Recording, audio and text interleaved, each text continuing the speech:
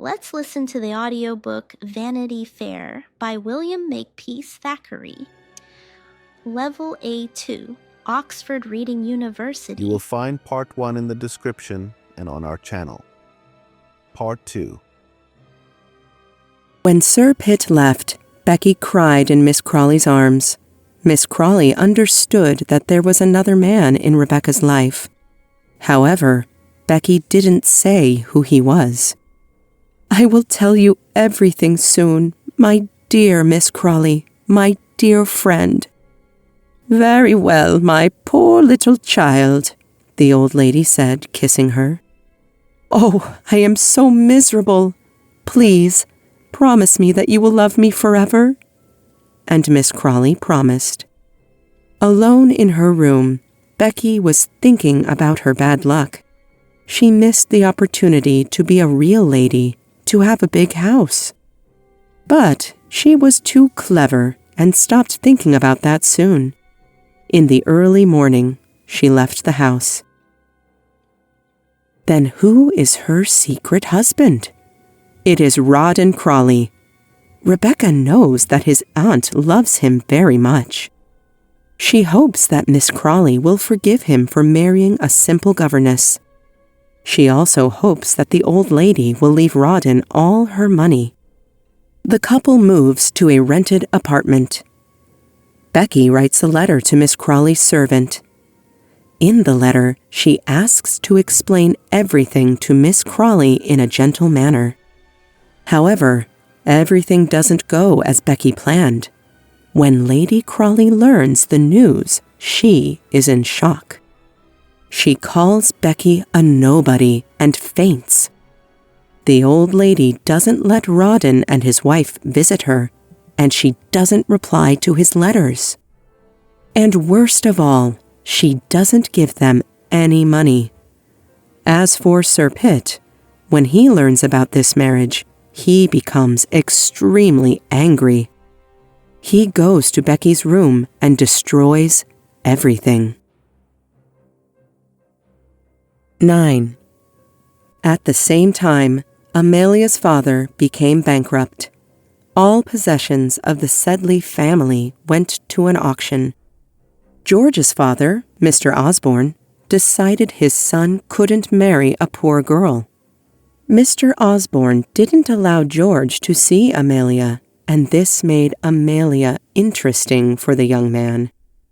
Now, George liked her much more. He continued to see her in secret. Dobbin went to the auction and bought Amelia's piano. He sent the piano to the small house where Amelia's family now lived. However, Amelia thought that the piano was a gift from George. Dobbin realized that Amelia couldn't live without George, so he tried to help them.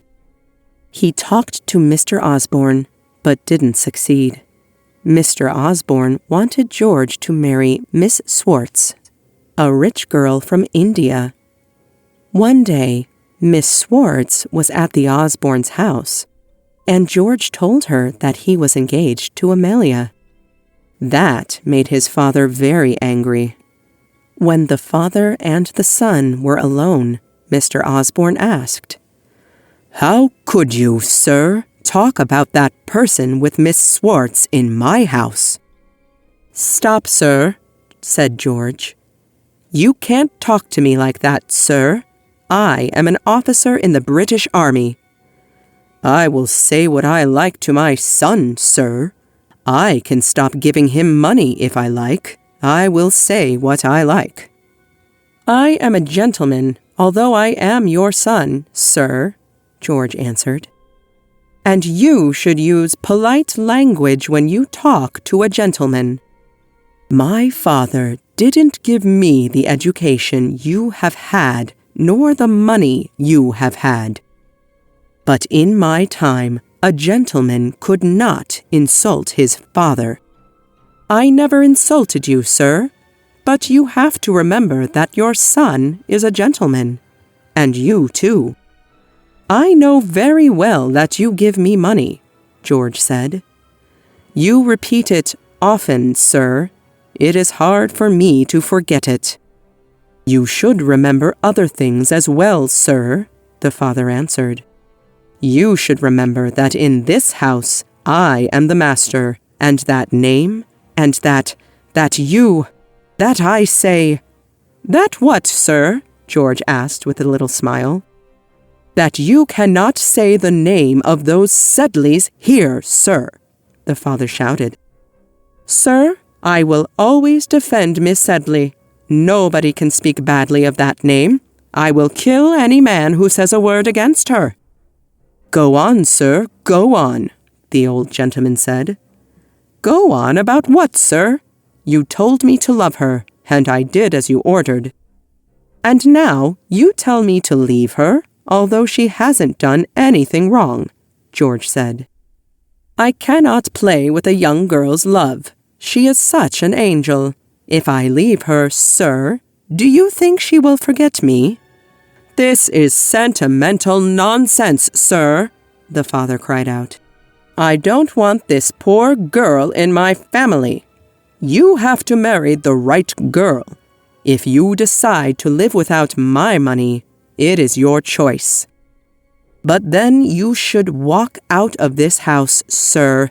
Will you do as I tell you, sir, or will you not? Marry that ugly woman from India, George said. I don't like her at all. Mr. Osborne called a servant and asked to prepare a carriage for his son. An hour later, George came to see Dobbin.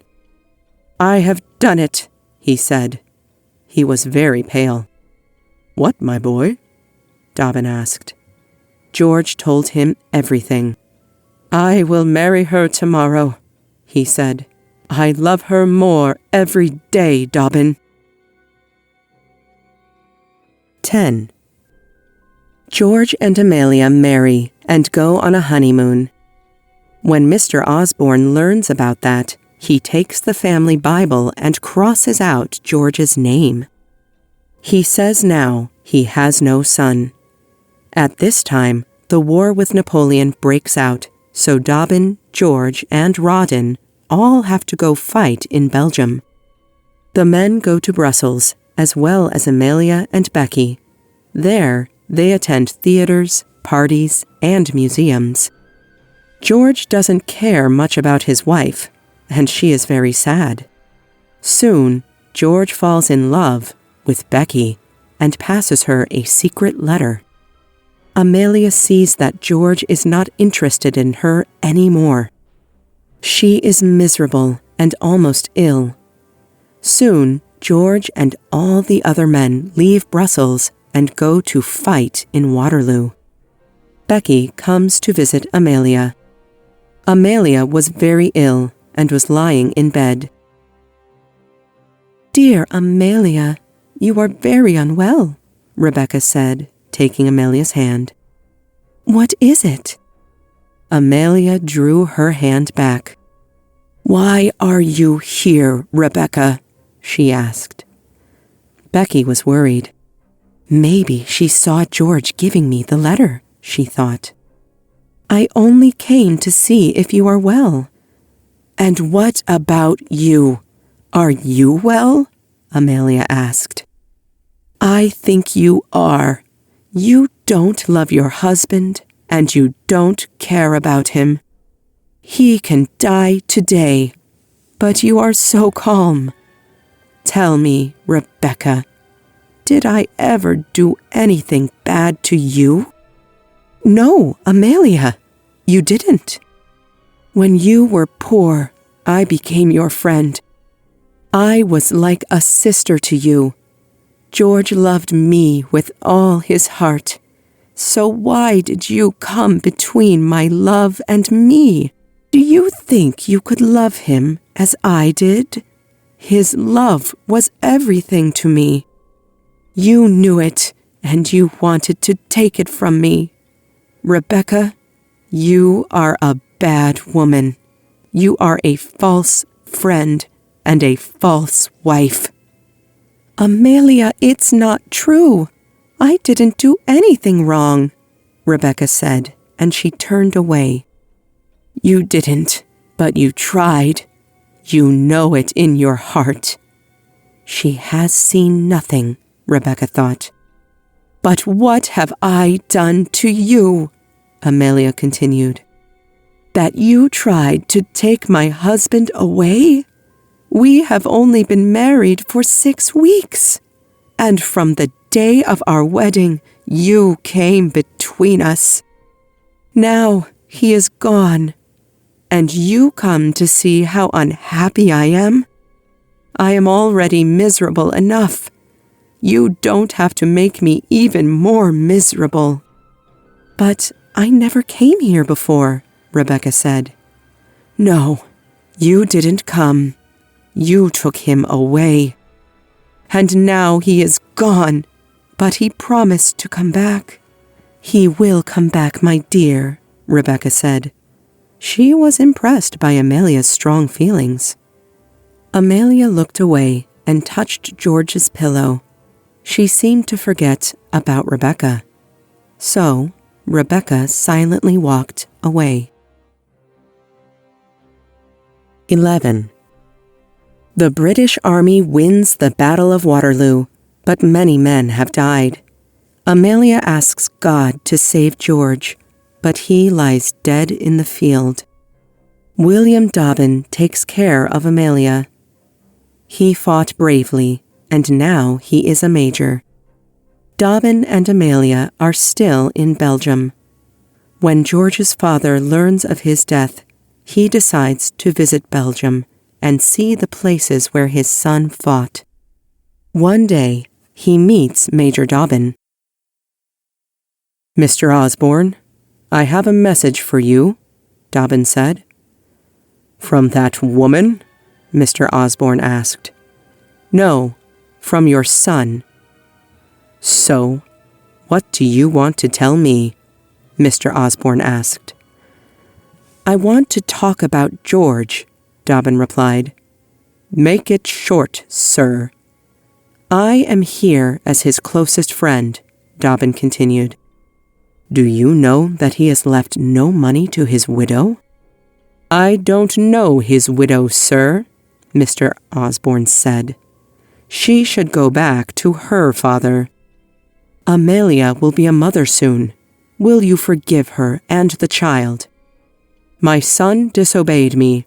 I will never accept that woman as my son's wife. You can tell her that. I will never change my decision. So, Major Dobbin continued to take care of Amelia. Amelia gave birth to a baby boy and named him George, or Georgie, after his father. Dobbin was his godfather. Soon, he brought Amelia and Georgie to her parents' home in England. Their life was hard. They had very little money. Dobbin visited often and secretly supported them. Amelia adored her son and stayed true to her dead husband. She didn't want to marry again.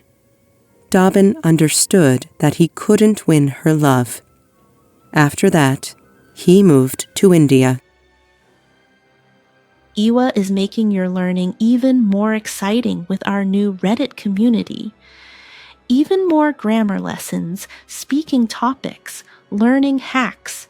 You can even take part in the discussions and find a learning buddy. It's completely free. Join Ewa Learn Languages on Reddit. The link is in the description. 12.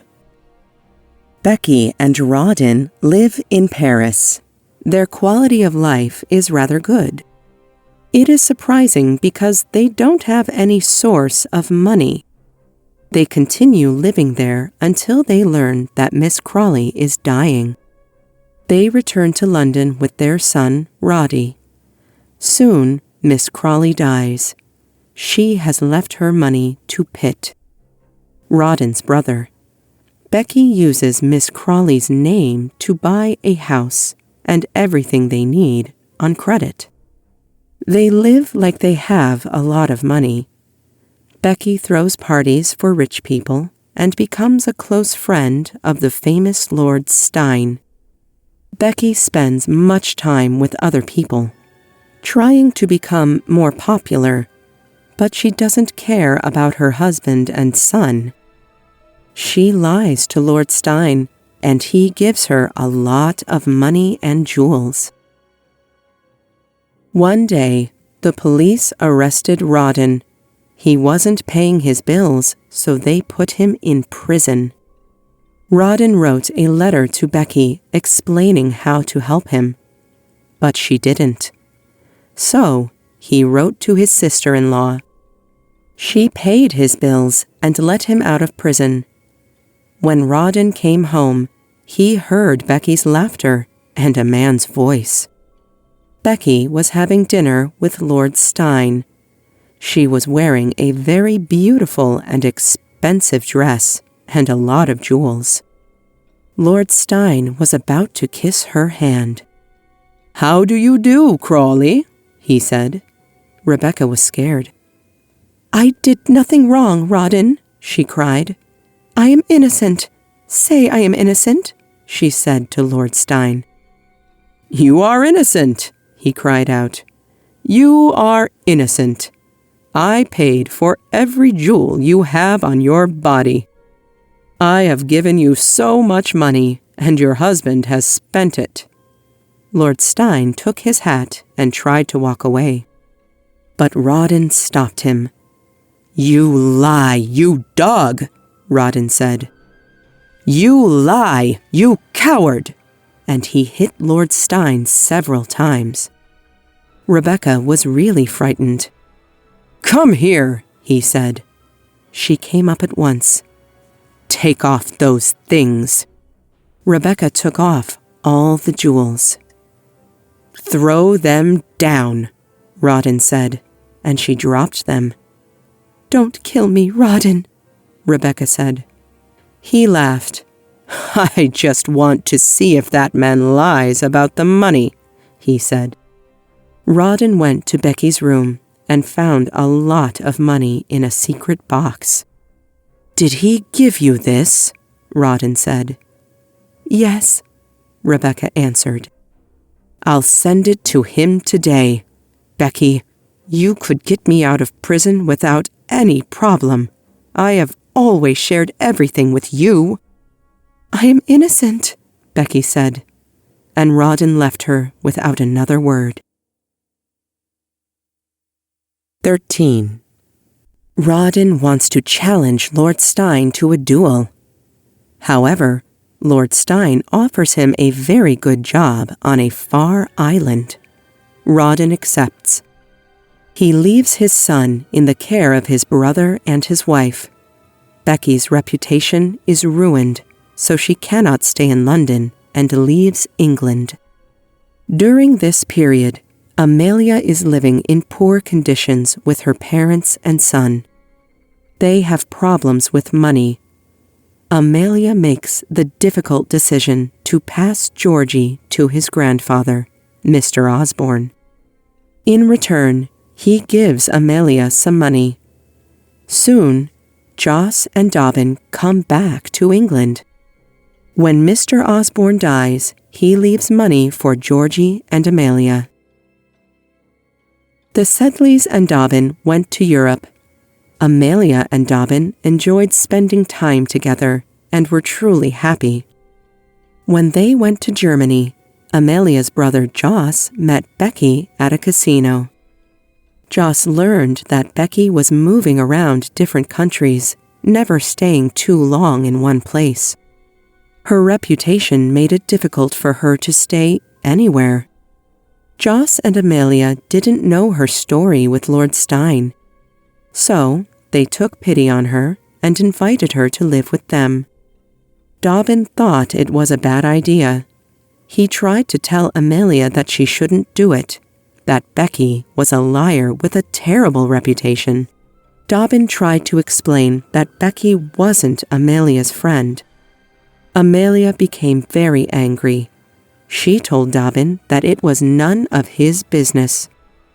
Suddenly, Dobbin realized that he was trying to protect a woman who didn't love him at all. "Amelia, I have loved you and watched you for 15 years, he said. "I know all your feelings, and all your thoughts. I know that your heart can only love a memory of a dead man. No, you don't deserve the love I have given you. I have always known that. I am going to end it. It is not your fault. You are a good woman, but you couldn't love me. Goodbye, Amelia. Let it end. We are both tired of it." Becky heard everything he said. What a noble man, she thought. And that woman is so cruel to him. I wish I had a husband like that, with a heart and brains too. When Dobbin left, Rebecca went to Amelia's room. "Listen to me, Amelia," she said. "I want to talk to you. You have to leave here. You are a grown woman, but you act like a baby. You don't know life. You have to marry. You need a husband. And one of the best men I ever saw loves you so much. And you lost him, you fool." "I tried. I did, Rebecca," Amelia said. "But I couldn't forget." And she looked at George's portrait. She always had that portrait with her. "Couldn't forget him?" Becky cried out. "That selfish idiot! He was stupid and unkind. He was tired of you. He never cared for you. He joked about you when we were alone. He flirted with me 1 week after your wedding." "It's not true. It's not true," Amelia cried out, jumping to her feet. "Look there, you fool," Becky said. She showed Amelia a little piece of paper. "He wrote that to me. He wanted me to run away with him." Amelia read the letter. Now she understood everything. She started to cry. "There is nothing to stop me now," she thought. "I can love Dobbin with all my heart now. Oh, I will, if he forgives me." Finally, she stopped crying. "And now let's get a pen and write to him to come this minute," Rebecca said. "I wrote to him this morning," Amelia replied. Dobbin comes back very soon. He and Amelia marry and start living together in London. Soon, Amelia gives birth to a baby girl. Roddy and Georgie become great friends and go to college together. Becky travels across Europe with Joss. Then Amelia and Dobbin learn that Joss has taken out a large sum of money from a bank. They worry that he may have some serious financial problems. Dobbin goes to Brussels to check on Joss. It turns out that Joss is afraid of Becky. Dobbin asks him to leave her. Then Dobbin goes away and never sees Joss again. Josh dies 3 months later. He leaves half of his money to Becky. After that, Becky returns to England and lives the life of a polite lady interested in charitable works. One day, Amelia and her family meet Becky at a charity event. But they go away without saying a word. Send this story to a friend who likes free audiobooks. And now, check out another awesome video.